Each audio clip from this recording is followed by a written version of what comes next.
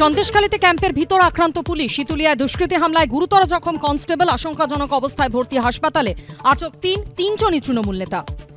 ক্যাম্পে ঢুকে দুষ্কৃতীদের রডের ঘায়ে আহত কনস্টেবল ভর্তি আইটিইউতে। মস্তিষ্কে জমেছে রক্ত, আজই হবে অস্ত্রোপচার। বিষবৃক্ষ পুঁতেছিল তৃণমূল, আজ ফল ফলছে কটাক্ষ বিরোধীদের। বিজেপিকে নিশানা তৃণমূলের। ভূপতিনগর কাণ্ডে এবার বৃহত্তর ষড়যন্ত্রের তত্ত্ব। সাধারণ মানুষকে খুনের পরিকল্পনা ছিল অভিযুক্তদের। সিটি সেশন কোর্টের বিশেষ আদালতে জানালো এনআইএ। অভিযুক্তদের কল ডিটেলস রেকর্ড থেকে তথ্য মেলার দাবি। ভূপতিনগরে হামলায় এনআইএ-কে নোটিশ পুলিশের। আক্রান্ত এবং অভিযোগকারী আধিকারিককে 11 এপ্রিলের মধ্যে থানায় আসতে নির্দেশ। ডাকা হলো 3 গ্রামবাসীকেও।